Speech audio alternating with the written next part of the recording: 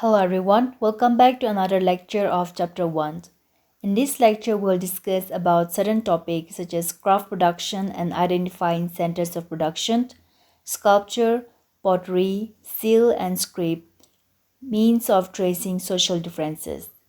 In the previous two lectures, we have discussed about how the Harappan civilization was discovered and how it was excavated, the extent and the different periods of the Harappan civilization, the town plannings, the important structures and architectures, and also how the Harappan people procure raw materials.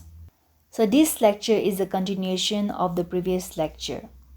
Craft productions. So there are different crafts produced by the Harappan people, such as weight making for measurement, seal making for stamped, metal working for both ornaments and tools, shell cutting and bead making. And among these different craft productions, our focus today will be on bead making. And the beads are made of different materials such as carnelian, jasper, crystal quartz, copper, bronze, gold, shell terracotta, or burnt clay. And these beads are formed by joining together two or more stones. These beads have different shapes such as disc shape or cylindrical shape or spherical shape or barrel shape. And designs were etched on them means design were etched or carved on the beads. So these beads have different designs carved on them. And the techniques for making beads differ according to the material used. For example, steatite is a very soft material and it is very easy to make beads out of steatite. And some beads were made by making a paste out of steatite powder. And the archaeologists are still confused how these microsteatite beads were made. And the process of making beads, shell objects, bangles, and ladles are completed after they were being grinded, polished, and drilled. Contact with distant land. In the previous lecture, we have discussed how the Harappan people procure raw material from within the subcontinent and beyond the subcontinent. In this topic, we'll discuss about the different articles or objects that are traded within the subcontinent and also evidence which prove that Harappa have trade relations with countries beyond the subcontinent. So within the subcontinent, settlements such as Nageshwar and Balakot export beads, shell objects, bangles and ladles to other settlements, and Chanhudaro and Lothal export finished products of beads to larger settlements such as Mohenjo-daro and Harappa. Harappan civilization also have contact with distant land of Oman and Mesopotamia. Oman is a country in the Middle East situated in the Arabian Peninsula, and Mesopotamia is an ancient civilization. Evidence of trade relations between Oman and Harappan civilization was proved by the discovery of Harappan jar at one of the sites in Oman. And this shows that Harappan people traded their vessels for the Oman copper. Harappa and Mesopotamia trade relations was proved by the Mesopotamian text where it mentions certain regions which belong to the Harappan civilization such as Dilmun, Magao and Melukha. Apart from that, Mesopotamian text also mentions products of Melukha such as carnelian, lapis lazuli, copper, gold, varieties of wood and haja bird. Harappan civilization connected with distant land through sea because Mesopotamian refer Melukhas as a band of seafarer. Seafarer means sea travelers, and even the Harappan seals have figures of ships and boats engraved on them. Identifying centers of production. The archaeologists, in order to identify an area as a center of production, they generally look for raw materials such as stone, nodules, shell, and copper ore. Apart from that, it also includes tools, unfinished objects, reject and waste material at the place of production. And among these different objects, reject and waste material are the best indicator of identifying centers of production. So there are specialized center of craft production such as Nageshwar, Balakot, and Lothal, and these centers are specialized in terms of beads productions, bangles, and ladles. also including shell. However, apart from this Nageshwar, Balakot and Lothal, there are also larger centers such as Mohenjo-daro and Harappa where craft are also produced. Sculpture. Under this, we'll discuss about the Harappan sculpture, which are of three types. One is sculpture in stone, sculpture in metal, and sculpture in terracotta. We will discuss them one by one. So the first is sculpture in stone. The most important monumental product of the culture are the stone sculptures. And under the stone sculpture, we have the male torso and we have the bust portrait. Male torso was unearthed at Harappa and bust portrait was found at Mohenjo-daro. So this male torso is a polished red stone, and the head and arms of the torso were made in separate pieces and stuck into holes drilled in the torso. And you can also see in the picture that there are holes in the arms and in the head of the torso. So the head and arms, which are made separately, they are later on joined together in this hole. The next is bust portrait. Bust portrait means a portrait from the shoulder till the head. And archaeologists are not sure whether this bust portrait it belongs to a nobleman or a priest. And in this bust portrait, as you can also see in the picture, it shows a man with a beautifully trimmed beard and upper lip. He is wearing a shawl decorated in a trefoil pattern. The next is sculpture of metal. Under the sculpture of metal, we have the dancing girl, we have the buffalo, and we also have the bronze casting in lost wax process. So this dancing girl is made of bronze, and the features are she has a slim body, lanky legs, lanky means tall legs, and she has big eyes and her hair are bunched and she has a curly hair. And this dancing girl wears only necklace and bangles. The sculptors are crafty as they can exactly sculpt the detailed features of the dancing girl and also the bull.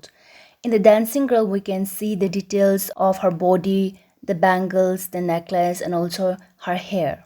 So apart from this, the Harappan people also have knowledge about the bronze casting in lost wax process. So this is a process where a duplicate metal sculpture is often cast from an original sculpture. Example are duplication of key. Sculpture in terracotta. Under the sculpture in terracotta, we have the mother goddess, humble, and cards made of clay. So the mother goddess was unearthed at Mohenjo-daro and it is an exquisite piece of art of the Harappan people.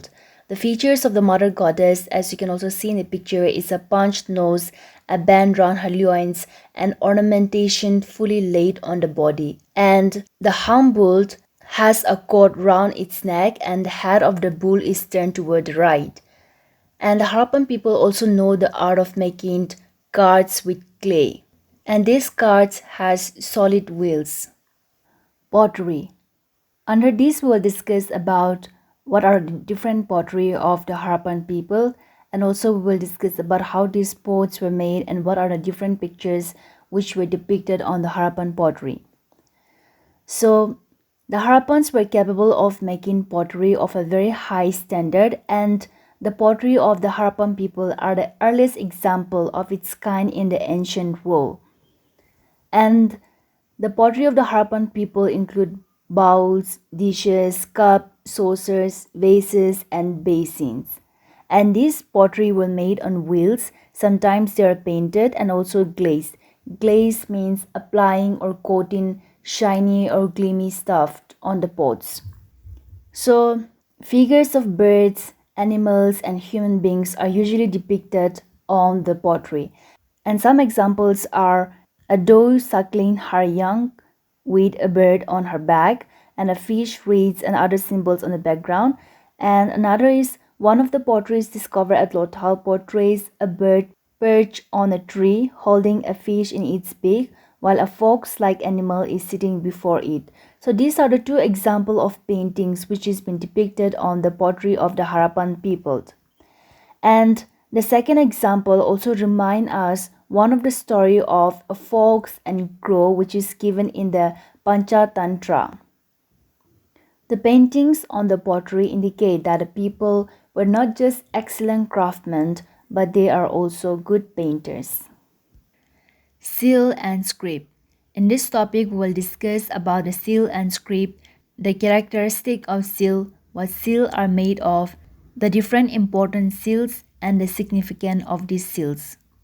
A large number of seals have been discovered by the archaeologists from the Harappan site, and this seal consists of 200 seals of various signs and shapes. The seals are made of soft stones called as steatite. Apart from steatite, seals are also made of terracotta, gold, copper, ivory, and faience. The seals have different shapes such as cylindrical, circular, and rectangle, but the standard is the rectangular. And on these seals, we can find engravings of different types of animals, birds, man, and pictographic script. The functions of the seals include use for commercial purpose, it is used by the traders for identity purpose, and it is also worn around the neck or on the arm like an amulet. Some important seal. Under this we will discuss about the important seal of the Harappan people. And they are the Pashupati seal, bull seal, and unicorn seal. The most famous is the Pashupati seal, which was unearthed at Harappa. Under the Pashupati seal, figure of a male god was shown wearing a horn headdress, and he has three faces. He was shown sitting cross-legged on a throne and surrounded by animals such as rhinos and buffaloes, elephant, tigers, and two deers. Rhinos and buffaloes on the left, elephant and tiger on the right, and two deers below the throne. According to Marshall, he considered this figure as Lord Shiva. The bull seal. The seal depicts a Ham Brahmi bull, which is large and has great vigor. This figure reveals the artistic skill and knowledge of the people about animal anatomy or body structure. Unicorn seal. The unicorn is a mythological animal. It resembles an ox but with a single horn, and this seal shows that even at the earliest stage of civilization, humans have such creative imagination to produce animals of different shapes. Importance of silt. The first reason is it provides us a source of information about the Indus Valley people. The seal provide us information on their agriculture, animal, birds, dress, ornaments, hairstyles, art and crafts, religious belief, etc. The second is that it also helps prove that there exists a contact between the Mesopotamian and Harappan civilization, as Mesopotamian seal were found at Harappa and Harappan seal were found at Mesopotamian site. The third is that it provides information about the Indus script, as pictographic script are engraved on the seal. Script. The literature or script of the Harappan people are in pictographic form. The archaeologists still cannot read or understand this pictographic script, which have about 270 distinctive signs. Direction of writing are from left to right, but sometimes it is also written from right to left. Some writers are also of the view that the scripts found on the seal is similar to that used in Egypt, Sumeria, and other countries of West Asia. Some scholars opine that the Harappan people speak Sanskrit language, while some are of the view that they speak Proto-Dravidian language. However, there is no final say about the Harappan script and language, as all their attempt to decipher the script bears no fruit. Pictographic script or signs are found on seals, small tablets, ceramic pots, signboards, and other materials. Tracing social differences. There are two means of tracing social differences. One is burial, another is luxury and utilitarian goods. First, we will discuss about burials. Archaeologists usually determine the existence of socio-economic differences through burials. Excavation work done at Harappan burials also reveals a lot about the social and economic differences. Examples are the dead are buried in a pit, but these pits vary from one pit to another because in some of the pits it is plastered with bricks, but in some it is just mud. Moreover, there are different types of objects that are buried with the dead, such as the pottery and ornaments, jewelry of both men and women, copper mirrors, three shell rings, jasper beads, and hundreds of microbeads were found near the skull of a man in the excavation done at Harappa in mid-1980s. So all of these different objects found in the burials reveals the existence of social and economic differences. The buried of the articles with the dead reveals that the Harappan people believe in afterlife. However, the Harappan did not believe in burying precious things. Luxury and utilitarian goods. The next means to identify social difference is through artifacts, which is being classified by the archaeologists as utilitarian and luxury goods. Utilitarian goods are those goods which are used on a daily basis by the people and can be made easily of ordinary materials such as stone or clay. Examples of these are querns or grinders, pottery, and needles, and these artifacts are found in almost all of the settlements. Luxury goods. Luxury goods are those goods which are made from costly and non-local materials with a complicated method. Examples are little pots of a mixture of ground sand or slice. Color and gums were considered precious stones because they were manufactured with a complicated method, and even gold were considered as luxury goods. And these luxury goods are only concentrated at large Harappan sites such as Mohenjo-daro and Harappa.